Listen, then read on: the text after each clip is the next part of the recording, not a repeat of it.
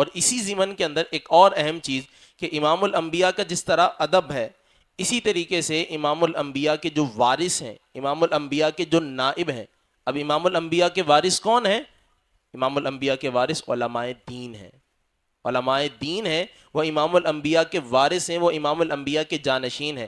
میں اور آپ اس دنیا سے جاتے ہیں تو اپنے بچوں کے لیے چیزیں چھوڑ کر جاتے ہیں، سامان چھوڑ کر جاتے ہیں، دکان مکان پلاٹ پیسے چھوڑ کر جاتے ہیں. اور امام الانبیاء جب نبی اس دنیا سے وصال کرتے ہیں تو نبی کیا چھوڑ کر جاتے ہیں پیچھے؟ دکان مکان پلاٹ پیسہ درہم و دینار نہیں.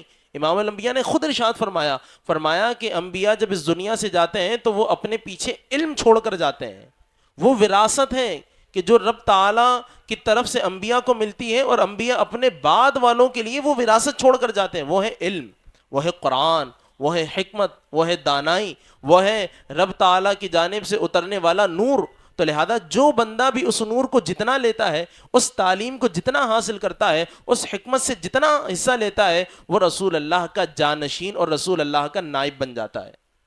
کتنی بڑی بات ہے نا کہ وہ امام الانبیاء کا نائب ہے، وہ امام الانبیاء کا جانشین ہے.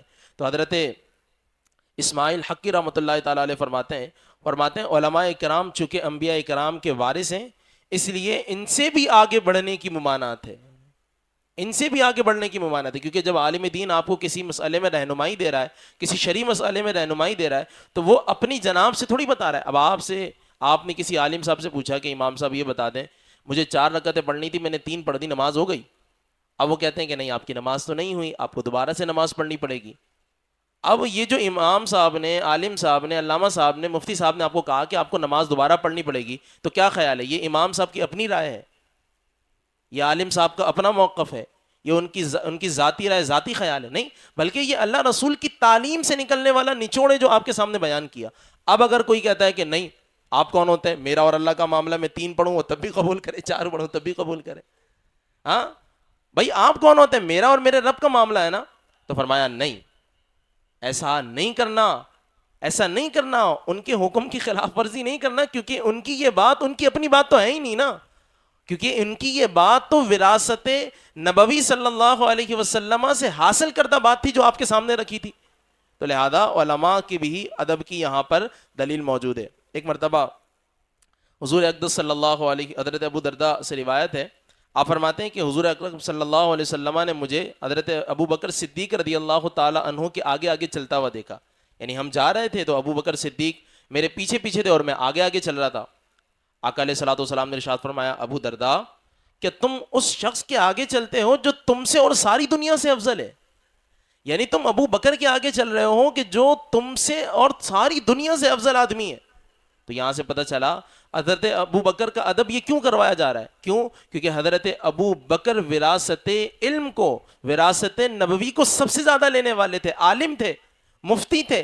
لہذا ان کو فرمایا جا رہا ہے، ابو درداء کو، کہ تم ان کے پیچھے چلو، یہ تم سے زیادہ افضل ہیں، تم سے زیادہ اعلیٰ ہیں، تم سے زیادہ بہتر ہیں. کس اعتبار سے؟ کیونکہ ان کے سینے میں رسول اللہ کی وراثت، تمہارے نبی کا علم سب سے زیادہ موجود ہے. لہذا ہمیں چاہیے کہ ہم بھی علماء کا ادب کریں اور اپنی نسلوں کو ان کے قریب کریں. آج کل ہمارے ہاں جو ہے نا وہ بڑی سازشوں کا دور ہے.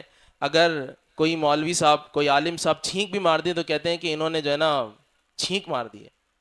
وہ کسی نے کہا تھا نا کہ ہم آہ بھی کرتے ہیں تو ہو جاتے ہیں بدنام، تم قتل بھی کرتے ہو تو چرچا نہیں ہوتا.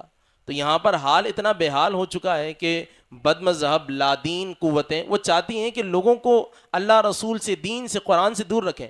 لہذا دین سے، قرآن سے دور رکھنے کا سب سے آسان ذریعہ یہ ہے کہ اسے مولوی سے دور کرو، اسے عالم سے دور کرو، کیونکہ یہ عالم کے قریب ہوگا.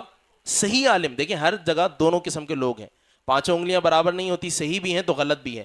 اگر کسی جگہ پر غلط ہیں، آپ کہتے ہیں نا یہ جعلی مولوی ہے، تو دیکھیں جعلی اور کاپی ہمیشہ اصل کی بنتی ہے. اس کا جعلی ہونا اس بات کی دلیل ہے کہ اس کی کوئی اصل اور جو ہے نا اصل موجود ہے، اس اصل کی یہ کاپی موجود ہے. یہ بات سمجھ رہے؟ تو کوئی کہتا نا یہ جعلی مولوی ہے، یہ جعلی پیر ہے، یہ جعلی ہے. تو جعلی کا مطلب یہ ہے کہ اس کا اصل موجود ہے اور مجھے اور آپ کو وہ اصل ڈھونڈنا ہے. ٹھیک ہے، مارکیٹ کے اندر جعلی بہت ساری چیزیں نا، تو ہم کیا کرتے ہیں؟ اس کا ٹریڈ مارک چیک کرتے ہیں، ہاں اس کا نمبر دیکھتے ہیں، اس کی ایکسپائری دیکھتے ہیں، وہ کب بنی ہے، کب ایکسپائر ہوگی، وہ تمام کی تمام تفصیل ہم دیکھتے ہیں. کیوں؟ تاکہ غلط، پھر آگے دیکھتے ہیں مونوگرام لگا ہوا ہی نہیں لگا ہوا، ٹریڈ مارک نمبر ہے یا نہیں. تو ہم اتنی چھانٹ پٹک کرتے ہیں کیوں؟ تاکہ کہیں غلطی سے ہمارے ہاتھ جعلی چیز نہ لگ جائے. تو جب ہم دنیا کے معاملے میں اتنی چھانٹ پٹک کرتے ہیں جو کہ ہمارا حق ہے اور ہمیں کو کرنی بھی ہے, تو دین کے معاملے میں بھی ہمیں تھوڑا سا اس بندے کا جس سے ہم دین سیکھ رہے ہیں تھوڑا اس کا ٹریڈ مارک دیکھ لینا چاہیے.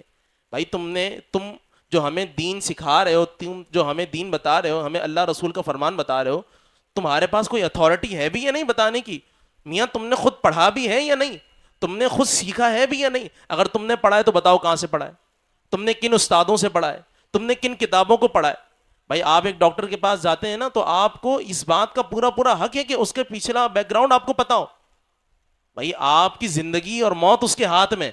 تو یہاں پر جب ایک دین کے معاملے میں آپ آ رہے ہیں, عالم دین سے جس سے ہم دین سیکھ رہے ہیں اس سے پورا پورا پتا ہونا چاہیے میاں آپ آئے کہاں سے ہو, آپ نے پڑھا کہاں سے, کن استادوں سے پڑھا ہے, کن لوگوں سے پڑھا ہے. جو کتاب آپ پڑھا رہے ہو, جو سکھا رہے ہو قرآن, وہ خود بھی تم کو پڑھنا آتا بھی یا نہیں آتا؟ جو حدیث کا درس ہمیں دے رہے ہو وہ تم کو خود کو آتا بھی یا نہیں آتا؟ اگر آتا ہے کہ تم کو آگے پڑھانے کی اجازت ہے بھی یا نہیں؟ تو ہمیں ٹھوک کے جو ہے نا اس کو دیکھنا چاہیے, اس کو بجا کر دیکھنا چاہیے کہ واقعتاً اس کے اندر جو ہے وہ کچھ ہے بھی یا نہیں, خالی خالی ایسے ہی یہ بول رہا ہے.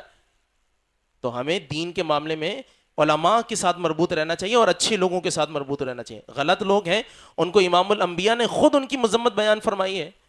جو امام الانبیاء کے نام کو استعمال کریں, امام الانبیاء کی مسند کو استعمال کریں اور اپنی ذاتی مفاد اور غلط چیز کے لیے استعمال کریں, ان کی تو خود امام الانبیاء نے مذمت بیان فرمائی ہے. لہذا ہمیں یہاں پر اچھے لوگوں کے خود بھی قریب ہونا ہے اور اپنی نسلوں کو بھی ان کے قریب کرنا ہے. انشاءاللہ العزیز جب ان کے قریب ہوں گے تو یہ ہمیں قرآن و حدیث کے قریب کریں گے, اور قرآن و حدیث کا نور ہمیں انشاءاللہ العزیز ظلمتوں کے اندر کام آئے گا, ہمیں بھٹکتے ہوئے راستوں کے اندر راہ ہدایت کا سامان کرے گا, ہماری پریشانیوں کو دور کرے گا, اور اللہ تبارک و تعالیٰ کی جناب سے ہمیں بہترین اجر اور بہترین انعام کا مستحق قرار فرمائے گا. اللہ تعالیٰ کی بارگاہ میں دعا ہے کہ ان کلمات کو میرے حق میں, آپ کے حق میں, ہم سب کے حق میں قبول فرمائے.